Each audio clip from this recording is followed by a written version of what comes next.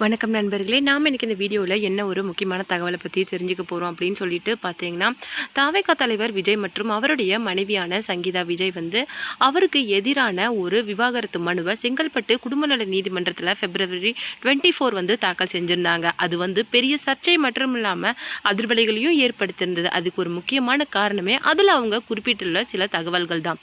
ஏன்னா தன்னுடைய கணவர் விஜய்க்கு ஒரு நடிகை கூட திருமணத்தை மீறின தகாத உறவில் இருக்காங்க அப்படிங்கிற ஒரு விஷயத்தை அவங்க மென்ஷன் பண்ணியிருந்தாங்க. அது எல்லாருக்குமே ஒரு பெரிய அதிர்ச்சியை ஏற்படுத்தியிருந்தது. அது மட்டும் இல்லாமல் மனைவி குழந்தைகளை கவனிக்கிறதில்ல, என்னுடைய குழந்தைங்களோட ஃப்யூச்சருக்கும் அவர் எந்த விதமான பங்களிப்பையும் கொடுக்கறதில்ல. சொல்லப்போனால் என்னுடைய அவருக்கு பேசுறதையே கிட்டத்தட்ட 2 வருடங்களுக்கு மேலே நிறுத்திட்டாரு. எங்கள் ஃபேமிலியை பற்றி அவருக்கு எந்த கவலையும் இல்லை அப்படிங்கிற மாதிரி நிறைய விஷயங்களையும் சொன்னார். அவரால் நான் மிகுந்த மன உளைச்சலில் இருக்கிறேன். நான் நிறைய தடவை விவாகரத்து வேணும் அப்படின்னு சொல்லிட்டு அவர்கிட்டயே கேட்டிருக்கேன். ஆனால் அவர் அதை பற்றிலாம் எந்த விதமான ஒரு பதிலும் சொல்லாமல் இது வரைக்கும் இருந்திருக்காரு. அதனால தான் நான் நீதிமன்றத்தில் இந்த விஷயத்த சொல்கிறேன். அது மட்டும் இல்லாமல் எனக்கு அவர்கிட்ட இருந்து விவாகரத்து மட்டும் இல்லாமல் நீலாங்கரையோட வீட்டை நானும் என்னுடைய குழந்தைங்களும் அதில் கண்டினியூ பண்ணுறதுக்கு கோர்ட் அனுமதி கொடுக்கணும். அது மட்டும் கிடையாது, எனக்கு தகுந்த ஜீவனாம்சம், அதாவது அவரோட சம்பாத்தியத்துக்கு தகுந்த மாதிரி ஜீவனாம்சத்தையும் எனக்கு அவர்கிட்ட இருந்து நீங்கள் வாங்கி கொடுக்கணும் அப்படிங்கிற மாதிரி சங்கீதா விஜய் நேரில் சொன்ன அந்த மனு தாக்கல் தான் ரொம்பவும் பரபரப்பை ஏற்படுத்தியிருந்தது. அதுக்கு ஒரு முக்கியமான காரணமே தாவேகா அப்படிங்கிற ஒரு கட்சி ஆரம்பித்து அதனுடைய அரசியல் செயல்பாடுகள் மூலம் கிட்டத்தட்ட இந்த 6 மாதங்களாக ரொம்பவும் மும்முரமாக அரசியலில் ஈடுபாடு காட்டிட்டு வர அவருடைய அந்த விஷயம்தான் இன்னைக்கு அவருடைய விவாகரத்தை ரொம்ப பெரிய அளவில் பேச வச்சிருக்கு. அது மட்டும் இல்லாமல் 2026 எலெக்ஷனில் மிகப்பெரிய தாக்கத்தை ஏற்படுத்தக்கூடிய அளவுக்கு தாவேகா கட்சி நாளுக்கு நாள் வளர்ந்துட்டு வரதும் இதில் ஒரு முக்கியமான விஷயம். எப்படியாவது கட்சி மட்டும் இல்லாமல் கட்சியில் இருக்கிற அனைத்து செயல்பாடுகளையும் முறியடிக்கணும் அப்படின்னு நிறைய பேர், அதாவது இப்போ இருக்கிற ஆளும் தரப்பாக இருக்கட்டும் இல்லை மற்ற கட்சிகளாக இருக்கட்டும், ரொம்ப தீவிரம் காட்டிட்டு வர இந்த நிலையில் அவருடைய விவாகரத்து அப்படிங்கிறது பல ரீதியாக அவர் மேலே நிறைய விமர்சனங்களை பாசிட்டிவாகவும் நெகட்டிவாகவும் இன்னைக்கு கொண்டு வந்திருக்கு. அது மட்டும் இல்லாமல் இது அவருடைய தனிப்பட்ட விஷயம் அப்படின்னு சொல்லிட்டு பலர் சொன்னாலும் இதை ஒரு முக்கியமான விஷயமா வச்சு அவர் மேலே நிறைய விமர்சனங்களை திரையுலக சேர்ந்தவங்களே நிறைய பேர் வச்சுட்டு வராங்க. இந்த வகையில் நடிகை ரம்பா சொன்ன ஒரு விஷயம் தான் இன்னைக்கு சோஷியல் மீடியாவில் மிகப்பெரிய அதிர்வலைகளை ஏற்படுத்திக்கிட்டு வருது.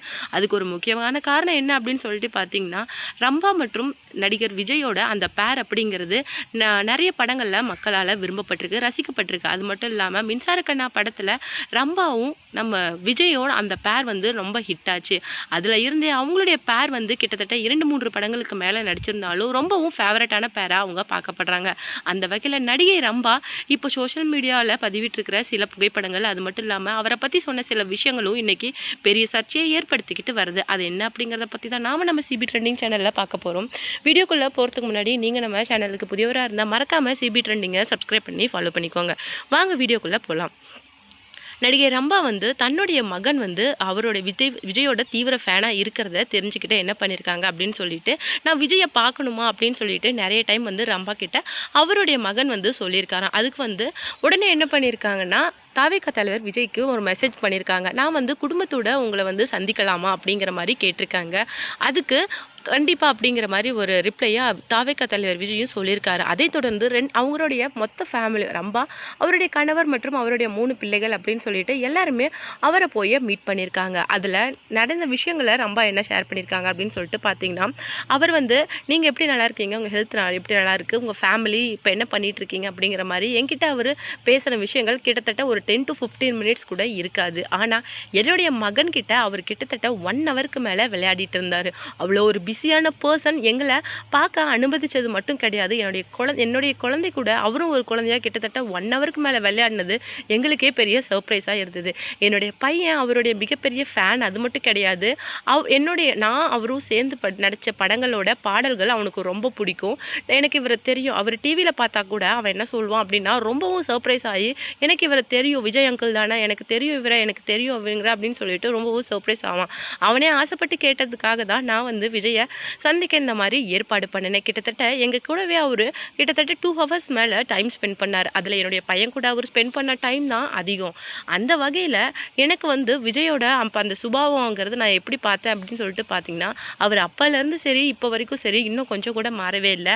அதே குழந்தைத்தனம், அதே சுட்டித்தனத்தோடு தான் இருக்கார் அப்படிங்கிற ஒரு விஷயத்த நான் நல்லா புரிஞ்சுக்கிட்டேன்.